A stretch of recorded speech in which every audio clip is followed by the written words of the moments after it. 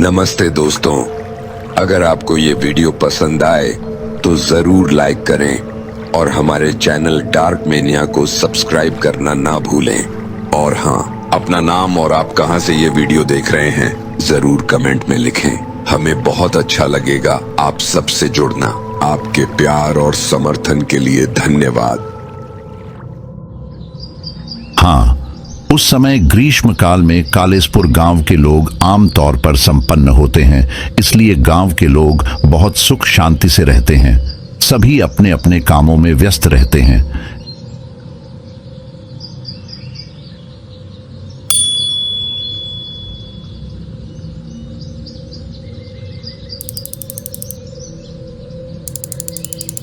ऐसे ही एक ग्रीष्म काल में जब शेखर साइकिल लेकर बाजार जा रहा था, तब उसने खुले मैदान में एक पेड़ के नीचे एक सिर कटी लाश देखी।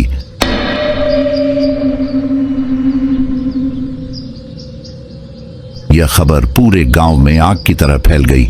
बहुत खोजबीन हुई, लेकिन सिर कहीं नहीं मिला। गांव के लोगों के मन में भय का माहौल छा गया। इसके बाद कई महीने बीत गए। लोग इस घटना को लगभग भूल ही गए थे। इस बार सर्दी बहुत तेज पड़ी थी। राकेश और उसके दोस्त गांव में रहते थे और शहर की तुलना में गांव में ठंड तो ज्यादा ही पड़ती है। हर शाम वह तीन दोस्त राकेश, गणेश और संतोष मिलकर मैदान के किनारे बैठकर बातें करते थे। ऐसी ही एक सर्द शाम, जब कुहासा चारों ओर फैला हुआ था, वह तीनों दोस्त आपस में चर्चा कर रहे थे। चलो इस ठंडी रात में खजूर का रस पीकर आते हैं। खजूर के पेड़ तो हमारे गांव में नहीं है, तो फिर कहाँ चलें? क्यों ना गांव के अंत में उस श्मशान के पास जाए जहां कुछ खजूर के पेड़ हैं, वहां रस मिलेगा। तू क्या कह रहा है? गांव के अंतिम छोर पर स्थित उस श्मशान में लोग दिन में भी जाने से डरते हैं, और तू कह रहा है कि रात में वहां जाकर आएगा? नहीं नहीं, मैं श्मशान के पास नहीं जाऊंगा। सुना है वहां प्रेतात्माएं भटकती हैं। और तुझे याद नहीं, पिछले 12 तारीख को किसी ने केशव को मारकर वहीं फेंक दिया था। अरे कुछ नहीं होगा, आदमी होकर इतना डरना ठीक नहीं। राकेश की बात सुनकर गणेश को थोड़ी हिम्मत आई और उसने कहा, जब तू कह ही रहा है तो चलो चलते हैं। संतोष के पास अब कोई शब्द नहीं बचे। अंततः वह भी उनके साथ चलने के लिए राजी हो गया। वे तीनों जंगल के रास्ते होते हुए श्मशान की ओर बढ़ने लगे। चारों ओर गहरा सन्नाटा पसरा था।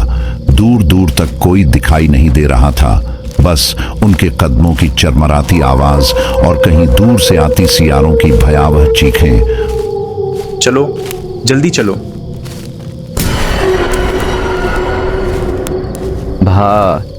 भाई उधर देख, ऐसा लग रहा है कोई खड़ा है।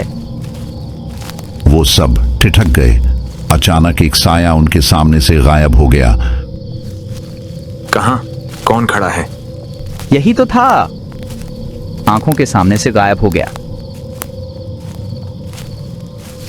अरे तेरी आंखों का धोखा होगा, चल नहीं तो देर हो जाएगी।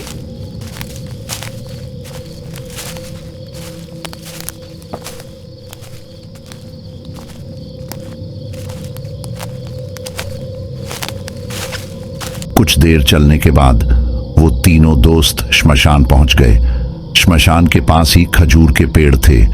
उन्होंने एक पेड़ से रस की हांडी उतारी और तीनों बैठकर पीने लगे। बहुत स्वादिष्ट है। हाँ, सच में तूने सही कहा, बहुत ही जबरदस्त स्वाद। इतनी रात को यहाँ कौन आया है? उन्होंने चौंक कर देखा। एक आदमी उनकी ओर बढ़ रहा था। उसने काले कपड़े पहन रखे थे, गले में अलग अलग तरह की मालाएं लटकी थीं। उसकी आंखों में अजीब सी चमक थी और चेहरे पर एक रहस्यमयी गुस्सा। वे घबरा गए, लेकिन हिम्मत जुटाकर बोलने की कोशिश की। हम वो इसी गांव के हैं, बस खजूर का रस पीने आए थे। तुम लोगों को मरने का डर नहीं है? इतनी रात को यहाँ कोई नहीं आता। यहाँ अतृप्त आत्माएं भटकती हैं। तुम लोग जल्दी से यहाँ से चले जाओ। चलो, यहाँ एक पल भी नहीं रुकना। अरे ठहर तो सही, पहले इस आदमी से थोड़ा पूछते हैं। अच्छा बताइए, आप खुद इतनी रात को श्मशान में क्या कर रहे हैं? मैंने तुम्हें सावधान कर दिया, अब तुम्हारी मर्जी कि यहां रुकोगे या चले जाओगे। यह कहकर वह आदमी घने कोहरे से भरे जंगल की ओर बढ़ा और देखते ही देखते कहीं गायब हो गया।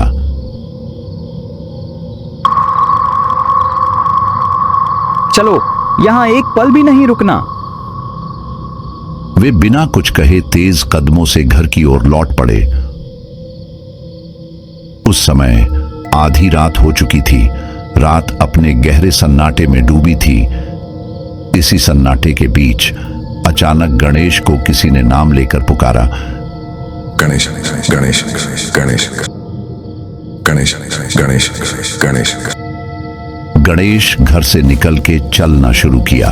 उसको अपने ऊपर कोई नियंत्रण नहीं था। ऐसा लग रहा था मानो किसी ने उसे सम्मोहित कर लिया हो। वह बिना किसी होश हवास के गांव के बाहर जंगल की ओर बढ़ता गया।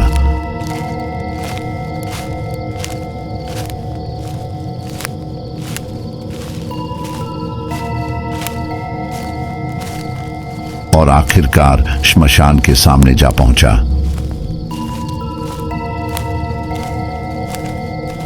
अगली सुबह जब राकेश जागा तो देखा कि गणेश के पिता संतोष के साथ हमारे घर की ओर आ रहे थे।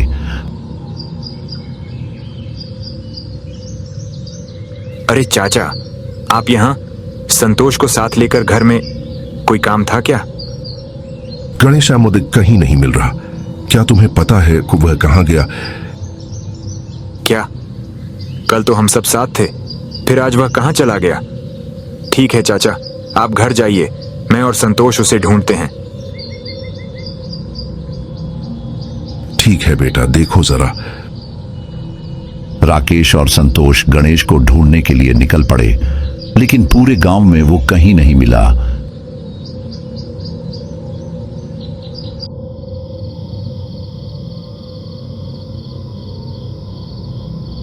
सारा गांव छान लिया, लेकिन उसका कोई पता नहीं।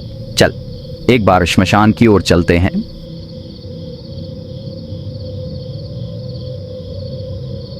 राकेश ने उसकी बात मान ली और वो दोनों श्मशान की ओर बढ़ने लगे। लेकिन जब वो वहां पहुंचे, यहां भी नहीं है, तो फिर आखिर गया कहां? पूरा दिन गणेश को ढूंढते ढूंढते शाम हो गई। वो भी थक कर उदास मन से घर लौटने लगे।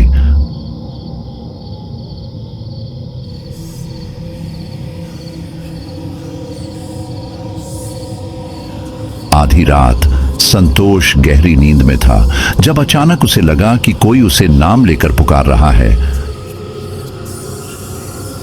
संतोष संतोष संतोष। संतोष ने अनसुना करने की कोशिश की, लेकिन वह आवाज लगातार तेज होती गई। संतोष संतोष संतोष।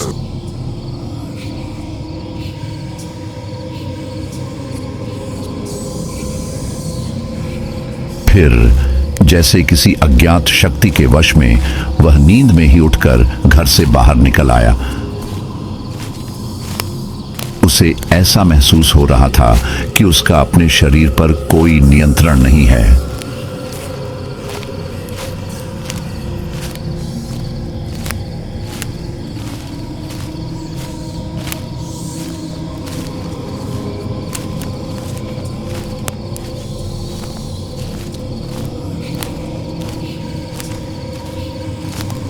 धीरे धीरे अनजाने में कदम बढ़ाते हुए वह गांव के अंतिम छोर पर ठीक श्मशान के सामने पहुंच गया।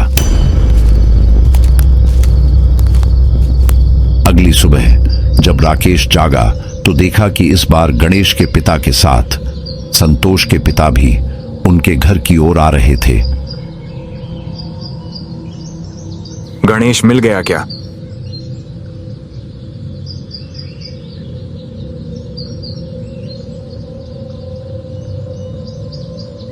गणेश के पिता चुप रहे। उनके चेहरे का भाव देखकर ही मैं समझ गया कि गणेश अब तक नहीं मिला। संतोष भी कल रात से लापता है।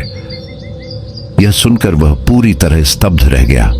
ऐसा लगा मानो उसके सिर पर कोई बिजली गिर पड़ी हो। बीते दिन उसने और संतोष ने पूरा दिन गणेश को खोजा था, लेकिन जब कोई सुराग नहीं मिला तो शाम होते ही वे घर लौट आए। संतोष भी अपने घर चला गया था, लेकिन उसके बाद से वह कहीं दिखाई नहीं दिया। ये क्या हो रहा है? ये लड़के आखिर जा कहां रहे हैं? हे भगवान, उनकी रक्षा करो। फिर वे दोनों चुपचाप चले गए। इस घटना की खबर पूरे गांव में आग की तरह फैल गई। गांव में डर का माहौल बन गया। हर कोई आपस में फुसफुसा रहा था। गांव पर किसी अशुभ शक्ति की नजर पड़ गई है। राकेश कुछ समझ नहीं पा रहा था। चुपचाप एक पेड़ के नीचे जाकर बैठ गया। गणेश और संतोष के अचानक लापता हो जाने के बारे में सोचते हुए अचानक उसके दिमाग में एक बात आई। हम तीनों उस दिन श्मशान में खजूर का रस पीने गए थे और उसी रात से गणेश गायब हो गया। फिर अगली रात संतोष। तो क्या अब मेरी बारी है? लेकिन वे आखिर गए कहां?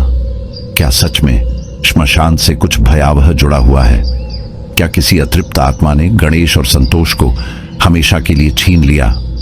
राकेश के दिमाग में एक अजीब सी बात घूमने लगी।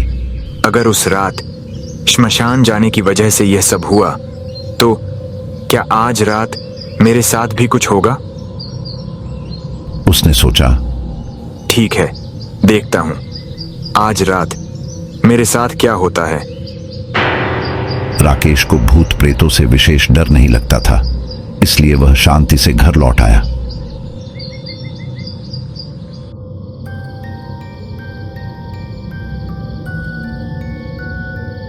उस रात गहरा चुकी थी, लेकिन वह सोया नहीं। वह जागता रहा, यह देखने के लिए कि क्या सच में कुछ अजीब होता है। और तभी अचानक उसे ऐसा महसूस हुआ जैसे कोई उसका नाम पुकार रहा हो। राकेश, राकेश, राकेश, राकेश, राकेश।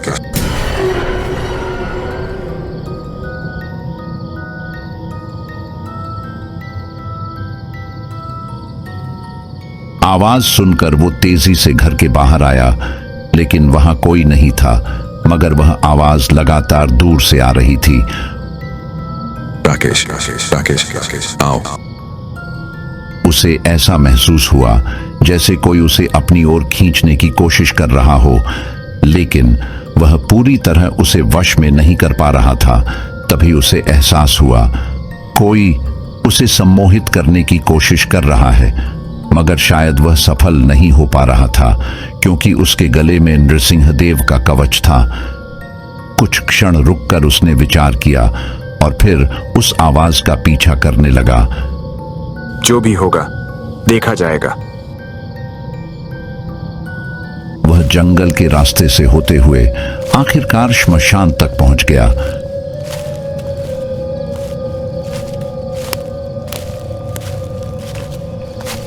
जो उसने वहां देखा उस पर यकीन करना मुश्किल था। उसे ऐसा महसूस हुआ मानो उसका शरीर पत्थर का हो गया हो। उसके दोनों दोस्त गणेश और संतोष सम्मोहित अवस्था में बंधे हुए थे।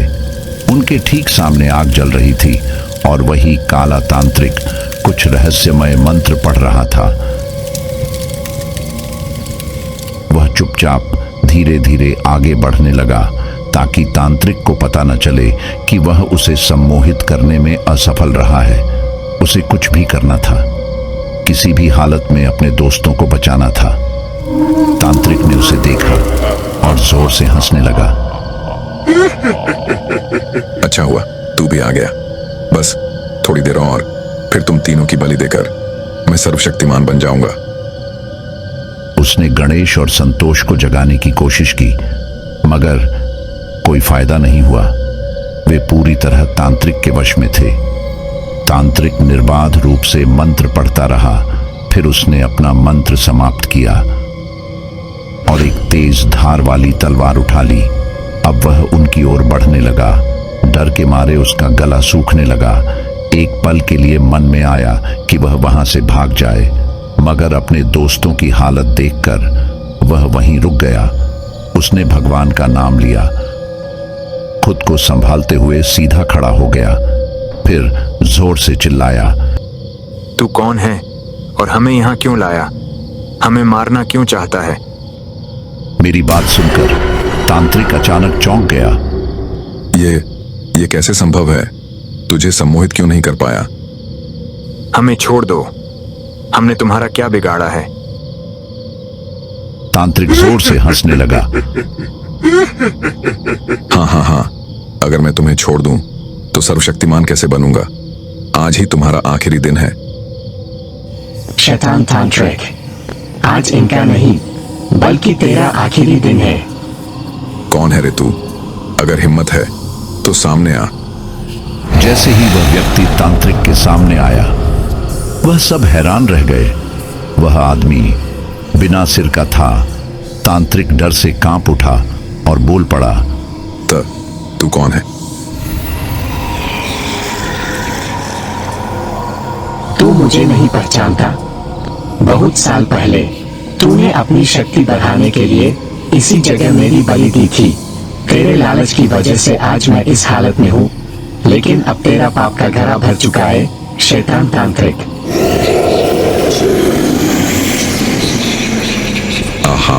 हाँ, नहीं, मैं तुझे खत्म कर दूंगा।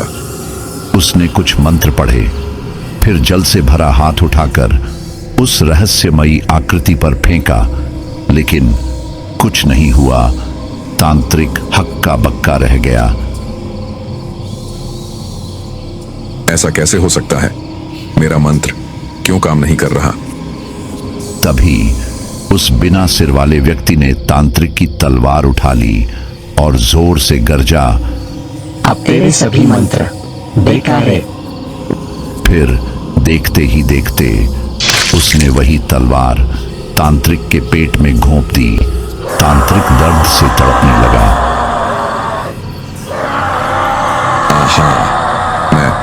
मैं फिर लौटूंगा। मैं किसी को नहीं छोड़ूंगा, किसी को नहीं।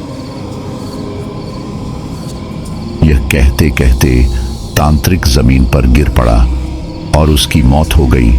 उसी पल वह रहस्यमयी छाया भी अंधेरे में विलीन हो गई। यह सब राकेश की आंखों के सामने हुआ। वह अपनी आंखों पर विश्वास नहीं कर पा रहा था। और तभी अचानक गणेश को होश आ गया। हम कहाँ हैं? तभी गणेश की नजर तांत्रिक के मृत शरीर पर पड़ी। यह क्या? इसकी ऐसी हालत कैसे हुई? सब कुछ बताऊंगा, लेकिन पहले यहां से निकलते हैं। इस जगह रुकना ठीक नहीं। फिर वे तीनों जल्दी जल्दी घर लौट आए। वहां पहुंचकर उसने सबको पूरी घटना के बारे में बताया। 3-4 महीने बाद सर्दी खत्म हो चुकी थी और गर्मी का मौसम आ गया था, लेकिन आज भी जब उस रात की घटना याद आती तो पूरे शरीर में सिहरन दौड़ जाती थी। उसी दिन वे तीनों दोस्त चाय की दुकान पर बैठे बातें कर रहे थे। तभी गांव का एक आदमी भागते हुए आया और घबराई हुई आवाज में बोला, तुम लोगों ने खबर सुनी? क्यों, क्या हुआ? अरे, वडगांव का अंजलि मर गया। क्या? हाँ, उसका तो परिवार में कोई नहीं था, इसलिए उसे श्मशान ले जाना होगा। तुम लोग भी साथ चलो। ठीक है, चलते हैं। अंजलि का कोई परिवार नहीं था, इसीलिए कुछ लोग उसकी अंतिम क्रिया के लिए उसके घर गए। फिर उसके शव को उठाकर श्मशान की ओर बढ़ने लगे। उनके साथ 2-3 और लोग भी थे।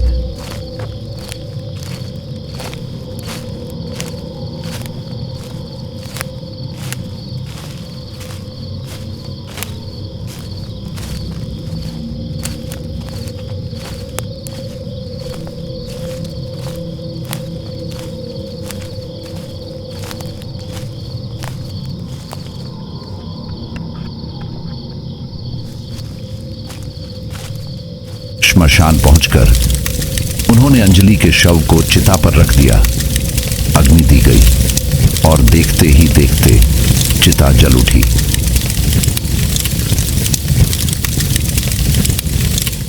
वे थोड़ी दूरी पर बैठकर आपस में बातें करने लगे। सब कुछ सामान्य ही लग रहा था, लेकिन तभी अचानक आसमान काले बादलों से ढक गया। जोरों की बारिश शुरू हो गई।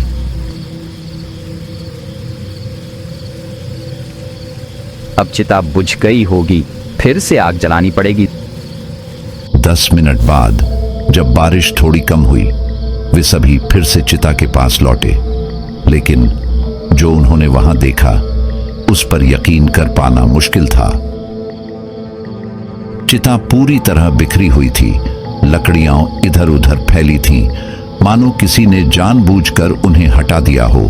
सबसे भयावह बात यह थी कि चिता पर रखा अंजलि का शव वहां नहीं था।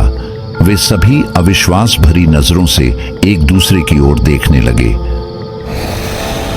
अजीब, शव कहां चला गया? क्या कहीं शव को सियार तो नहीं खींच कर ले गए?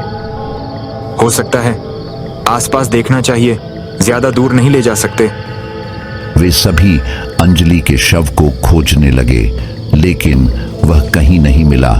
तभी श्मशान के एक कोने में उन्हें कुछ अजीब सा दिखा। अरे इधर आओ, वहां कुछ है। जब वे उस ओर गए और जो देखा, उसके लिए वे बिल्कुल भी तैयार नहीं थे। अंजलि का पूरा शव जमीन पर पड़ा था और उसके ऊपर कोई चादर ओढ़े बैठा था।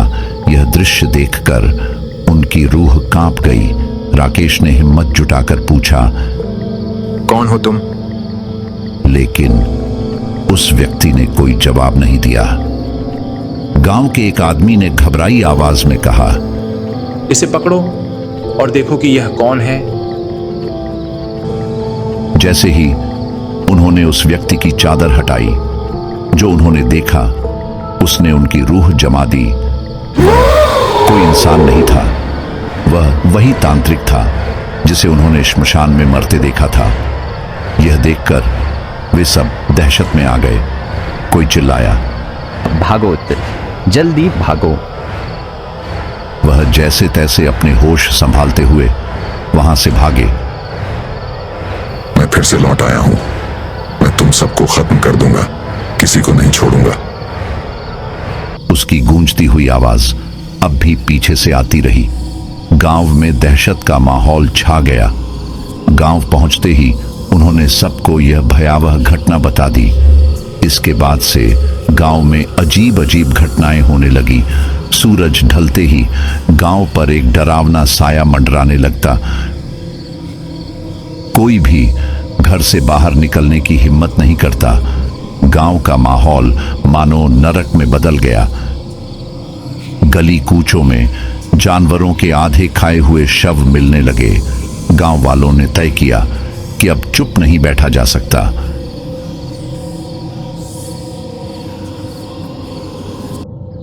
तांत्रिक को रोकने का उपाय खोजना होगा। गांव के बुजुर्गों ने कहा, हमें किसी तांत्रिक या ओझा को बुलाना होगा। किसी ने बताया कि पास के गांव में एक मां काली का उपासक तांत्रिक है। सबकी सहमति बनी कि उसी को बुलाया जाए। अगले दिन वह तांत्रिक गांव में आया। सबने उसे पूरी घटना बताई।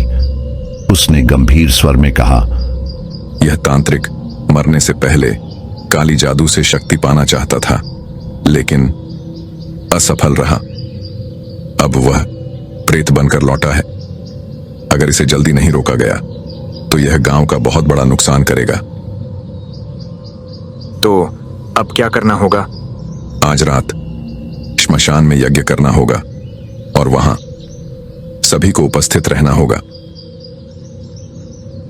तांत्रिक की बात मानकर गांव के सभी लोग रात में इकट्ठा होकर श्मशान पहुंचे। तांत्रिक ने अग्निकुंड के सामने बैठकर मंत्रोच्चार शुरू किया। कुछ ही देर बाद अचानक तेज हवाएं चलने लगी। पेड़ पौधे जोर जोर से हिलने लगे।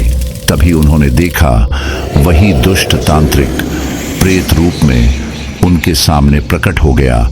उसने जोर से चिल्लाया, मैं इस गांव के लोगों पर अत्याचार करता रहूंगा। मैं यहां से कभी नहीं जाऊंगा। अब बहुत हुआ। अपनी करनी की सजा भुगत और यहां से हमेशा के लिए चला जा। मैं किसी को नहीं छोड़ूंगा, सभी को मार दूंगा। मेरी इस हालत के जिम्मेदार तुम लोग हो। नहीं, तेरी इस हालत का जिम्मेदार सिर्फ तू खुद है। तेरे पापों का यही परिणाम है। यह सुनते ही प्रेत और ज्यादा भड़क उठा और सब पर हमला करने दौड़ा। तभी तांत्रिक ने मंत्र सिद्ध पवित्र मिट्टी उठाई और उस प्रेत पर फेंक दी और फिर जैसे ही वह मिट्टी उसके शरीर से टकराई वह जोर जोर से जलने लगा।